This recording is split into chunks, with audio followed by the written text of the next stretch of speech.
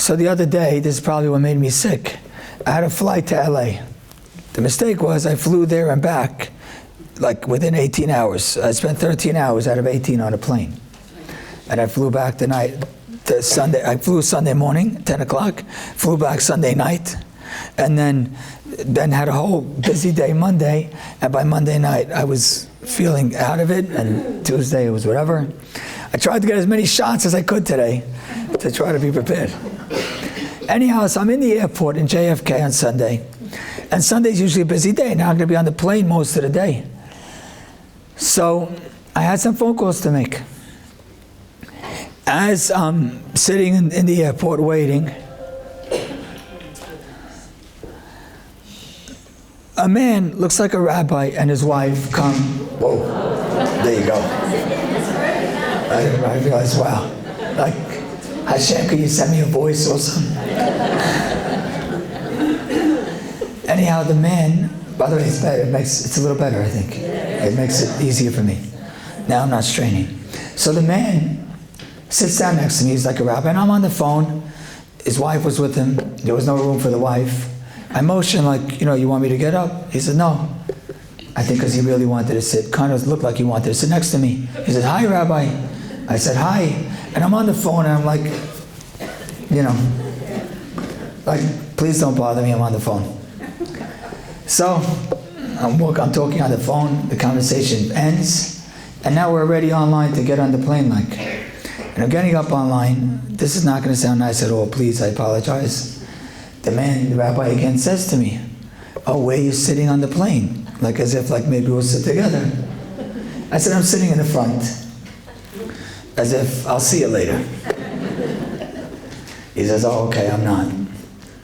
And then as his wife said, I'm only going to LA for a few hours. He says, oh, I once only went to LA for 2 hours. Exactly, he said, I once went to Florida for 2 hours.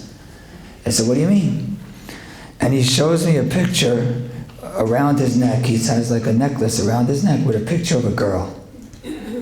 I'm like, oh, okay. I went for her. Now I'm thinking to myself, like, what kind of rabbi has a picture of a girl around his neck? Like, is it a hostage? Trying to figure out like what this, but I don't have time. I sat down in my seat. He went to the back and we called it a day. And again, conversation avoided. I got out of it. I could mind my own business and deal with what I have to deal with and not speak to this random man. It's nice that he wants to talk to me, but like, I don't know if he wanted to talk to me or not, but like, he seems like a nice guy, but like, I don't really have time for every random person. That's what my head is thinking. Again, let me be clear. Every single part of the thought that I just described is disgusting. And it wasn't actually as bad as I just said, okay? I'm nicer than that. If you know me well, I'm not really like this. But my point is, like in the back of my mind, like, I'm doing my thing.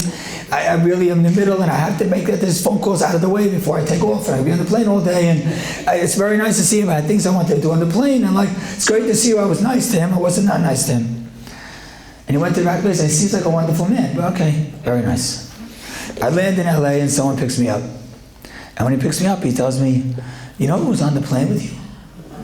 I said, who was on the plane with you? Who's on the plane with me? He says, Rabbi Shlomo Nisanov. I said, who's that? He says, you remember there was a story in the summer of two sisters that were on a jet ski and one passed away and the other one got injured? I said, yeah, I remember the story. He said, it's his daughter. The picture around his neck was his daughter. And I said to myself, wow, Joey Haber, look at you. Look how... You have a person sitting next to you. He wants a little, again, he wasn't asking, like it wasn't like he needed, but like he was like, looked as if he saw a friend. Maybe I've spoken in areas near his neighborhood and stuff like that, and we've seen each other a few times. I didn't remember. And like, you could have been so much nicer. And who knows why someone could use a smile. I actually happens to be the man who was driving me, got Rabbi Nisanov's card. I said, do me a favor, give me the card. And on the spot, I called the Rabbi Nisanov. I said, Rabbi, I just want to tell you, I didn't know who you were. I'm sorry how I handled it. He said, no, you were fine, you were good. Like, it was nothing, because I didn't do anything like really obnoxious. I sounded like I did, but I didn't. He says, you were fine. He says, and if you ever need, sometimes speak about my story and overcoming the challenges. I said, you know what, we're actually doing a program for Kesher girls where we're going to have 6 rabbis 6 weeks in a row make speeches of overcoming the challenges. I said, Rabbi, how about can I call you? He said, my pleasure.